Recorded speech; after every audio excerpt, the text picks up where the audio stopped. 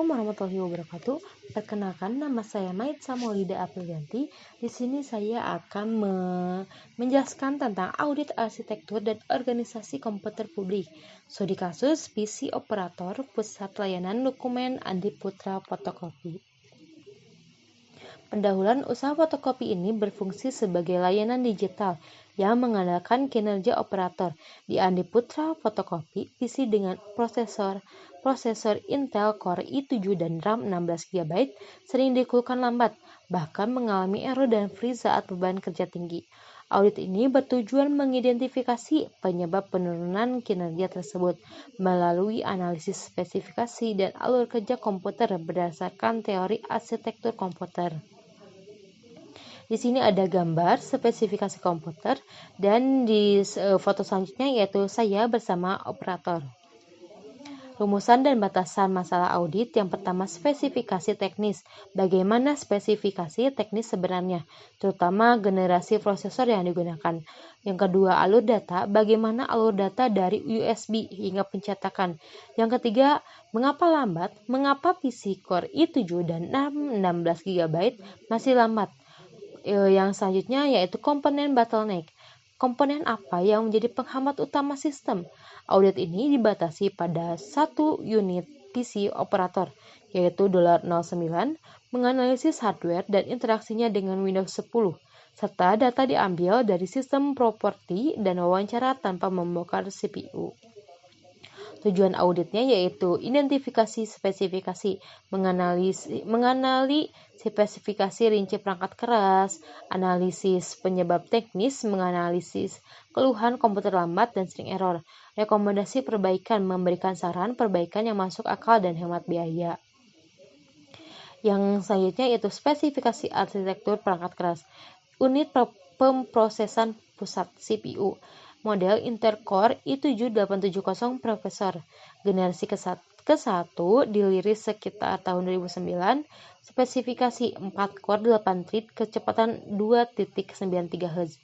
Analisis teknologi berusia lebih dari 15 tahun, jauh di bawah efisiensi prosesor modern. Yang kedua, memori dan penyimpanan. RAM 16 GB. Penyimpanan harddisk biasa, kecepatan jauh lebih lambat dari prosesor, menjadi indikasi utama kelambatan sistem. Yang ketiga, perangkat input-output dan lingkungan. Printer Epson, koneksi USB 2.0, sistem operasi Windows 10 versi Windows 10 Pro versi 21H2. Berat untuk prosesor 2009 tanpa SSD. Daya tidak memakai UPS, beresiko merusak harddisk. Analisis alur data dan mekanisme input-output. Tahap input, flash disk dicolokkan. CPU menerima sinyal interrupt.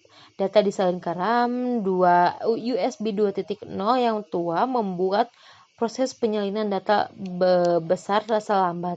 Tahap pemrosesan. CPU i7-870 mengambil instruksi aplikasi dari harddisk. Harddisk yang lambat menjadi hambatan pertama, menyebabkan aplikasi terbuka perlahan. Setelah di RAM, CPU masih cukup cepat. Tahap output. Saat print, Windows melakukan spooling, menulis data cetak ke file sementara di harddisk. Harddisk kewalahan melayani spooling dan Windows, menyebabkan komputer hang atau macet. Mekanisme input-output komputer menggunakan interrupt input-output. Harddisk yang lambat menyebabkan CPU sering menunggu data, mengakibatkan jeda waktu atau lag. Evaluasi kesehatan sistem bottleneck utama. Prosesor i7-870 belum maksimal. Meskipun tua, 4 core atau 8 masih cukup kuat, namun tertahan karena menunggu data dari harddisk. RAM 16 GB aman atau optimal. Kapasitas sangat lega, bukan penyebab masalah kinerja. Harddisk masalah utama bottleneck. Harddisk harddisk mekanik sangat lambat untuk Windows 10. Kecepatan baca tulis acak yang rendah menghambat booting aplikasi dan spooling printer. Keluhan sistem lambat dan error adalah gejala khas disk usage 100% karena harddisk kewalahan. Operator sendiri yang menyadari bahwa harddisk adalah biang keroknya. Kesimpulannya, ketidakseimbangan sistem, hard disk lambat, CPU menunggu, sistem tidak seimbang. Masalah lemot pada komputer operator bukan karena RAM atau prosesor yang jelek, melainkan penggunaan hard disk tua pada sistem operasi modern. Ketiadaan UPS juga beresiko merusak data.